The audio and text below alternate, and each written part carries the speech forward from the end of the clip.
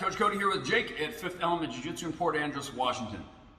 So what we're going to look at here tonight is one of the really simple next steps from your closed guard game. Closed guard really should be a place of offense.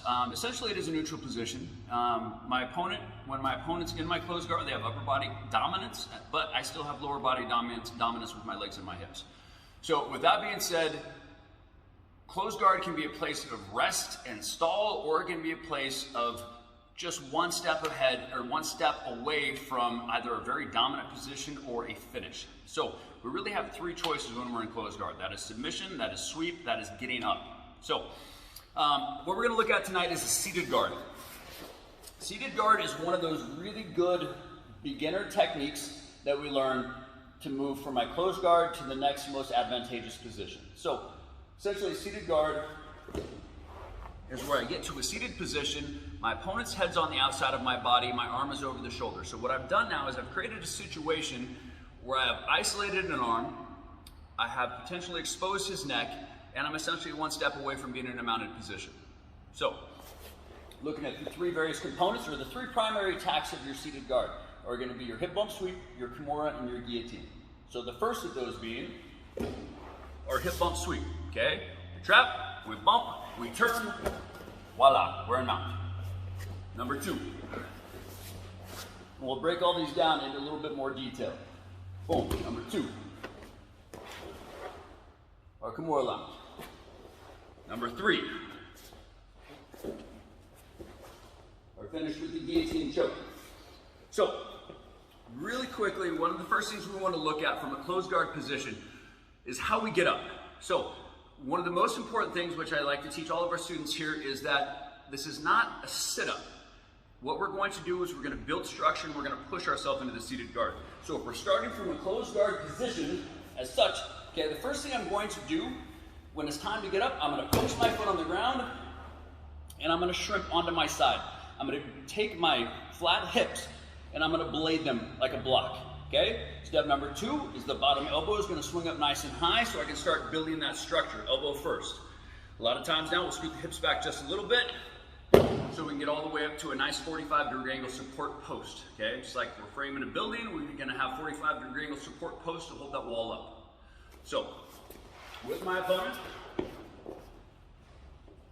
ideally, best case scenario is I get my opponent's hands on the ground first. So if we turn this a little bit, one of the easiest ways to do that is I'm going to come underneath, okay, and basically make prayer hands, and we're going to sweep them to the ground. As I'm sweeping to the ground, it's really important with that closed guard, we're going to knee pull, okay? So as soon as I clear those hands from my body, we're going to pull with our knees and bring my opponent in. Okay, so let's turn back this way just a little bit. As soon as I get those hands to the ground, that is when we're going to post the foot. We're going to blade our hips, okay? So now essentially my body is facing that way. My top arm is going to come over the shoulder, always keeping the head on the outside. If the head stays on the inside of my chest, he can flatten me out anytime he wants. Okay, now to build the structure, bottom elbow is going to go high so we can start framing the wall, okay? We're going to scoot the hips, create a little bit of space so I can get up tall and strong to the hand, okay? Now again, what I've done now, I've isolated this arm for Kimura locks, straight arm locks, arm cranks, clamp guard, etc., etc. We've exposed the neck for a wrap on this side, or again, just like a table, it has 1, 2, 3, 4 legs, okay? If I take 2 legs off the table, apply a little bit of leverage, we have a sweep. So the first one is going to be our hip bump sweep. So I'm just going to make a C cup with my hand. I'm going to cup the elbow. Okay, the important thing here is I'm not chopping the elbow into me. What I want to do is I want to lift the elbow up to my chest. So what I'm going to try to do is bring my opponent's weight up off of his base, okay? I don't want to drive him to his hips. I want to pull him up off of his hips, and then we're going to rotate the shoulders. The spine is the longest lever he has in his body. So once I start twisting at the top of the lever, which is where the shoulders are, the bottom part of the spine is going to have to follow, okay? So right when we plant our feet and start exploding our hips into the chest, I'm going to cup that elbow, and I'm going to lift it to my chest, okay? The shoulder is going to start turning. I don't want to turn my hips first. Shoulders start turning first, okay? Now that spine is going to have to come all the way through into a nice strong mounted position. Slide this way a little bit. Important here, remember this ultimate end of the game here is submission. So I'm going to keep my grips here. So ideally, I can come over and isolate and attack the outside arm once I'm in mount. Okay? So that is our hip bump sweep. Technique number 2. is going to be our Kimura.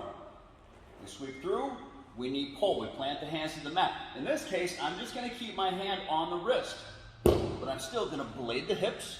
We're going to shoot over the top, we're going to frame up to the elbow, okay? Back of my hand is going to find the back of his elbow. It's a push-pull mechanic, okay? I'm pushing the wrist, I'm pulling the elbow. As we do that, I find his wrist, I find my wrist. I'm dropping back to my shoulder, not my back. That's really, really important. As soon as we have that, we're going to scoot the hips out so he does not have my body to frame on. And then we're going to cut a perpendicular angle. We'll go into a lot more detail on Kimuras in a later video. So right now, real simple, we take the wrist directly up over the top of the elbow, like a rainbow, and that's that. Okay, technique number 3.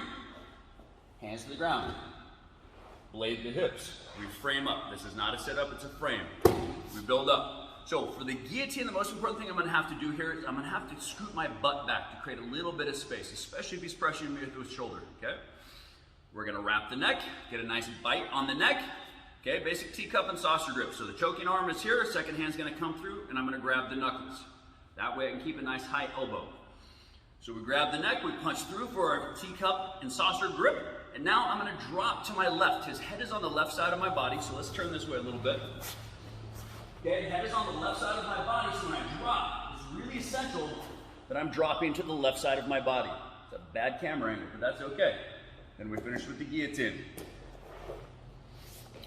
Okay, so that is your seated guard, your 3 primary techniques from the seated guard.